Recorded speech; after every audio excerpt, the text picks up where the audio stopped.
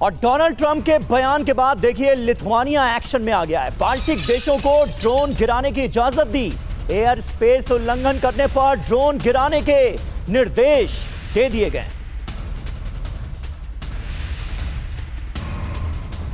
तो देखिए ये अहम खबर है। अब कहीं ना कहीं आक्रामक होता जा रहा है नेटो देशों का रुख और लिथुआनिया की तरफ से यह बड़ा एक्शन सामने आया है डोनाल्ड ट्रंप के बयान के बाद।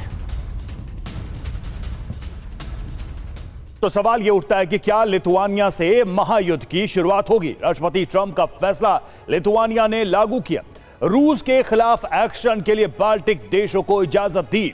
एयर स्पेस का उल्लंघन हो उस पर रूस के ड्रोन को गिराने की इजाजत दे दी है। ट्रंप ने एयर स्पेस उल्लंघन पर रूसी विमान मार गिराने को कहा है। सवाल यह है कि क्या युद्ध का विस्तार करना चाहता है लिथुआनिया और क्या यहीं से वो ट्रिगर ऑन होने वाला है जिसको लेकर कई सालों से आशंकाएं बनी हुई है। जी और देखिए रूस को एक और नेटो देश की मिली है वार्निंग। ये कौन सा नेटो देश है आपको बता दें, ये देश है एस्टोनिया। रूस के विमान गिराने को एस्टोनिया भी अब तैयार है। विदेश मंत्री मार्गस ने कहा उल्लंघन किया तो जवाब दिया जाएगा। रूस को यह स्पष्ट संदेश एस्टोनिया भी देता नजर आ रहा है। यानी डोनाल्ड ट्रंप के एक बयान के बाद हालात बहुत तेजी से बदलते नजर आ रहे हैं। नेटो देशों का रुख आक्रामक होता नजर आ रहा है।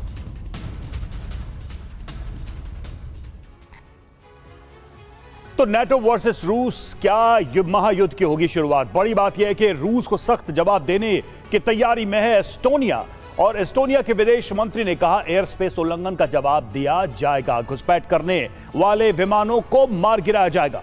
नेटो सीमा की रक्षा हर हाल में की जाएगी। ड्रोन घुसपैठ नेटो की सुरक्षा को सीधी चुनौती मानी जाएगी। हमें रूस पर दबाव बढ़ाना चाहिए। तो देखिए कैसे बयानों के जरिए और जो तैयारियां हैं उसके जरिए ये स्थिति बनती ही जा रही है कि आने वाले किसी भी पल में ये हालात बिगड़ सकते हैं। सोई सर, अब सवाल यहां पर यह है कि वो मोमेंट कब आएगा, क्या लग रहा है आपको? क्योंकि ट्रंप की परमिशन मिल रही है, बाल्टिक देश कहीं से पीछे हटने को तैयार नहीं है। वो नेटो की पूरी सेना के साथ रूस के हर ब्रीच का जवाब देने को तैयार है। वहीं रूस तो आक्रामक है।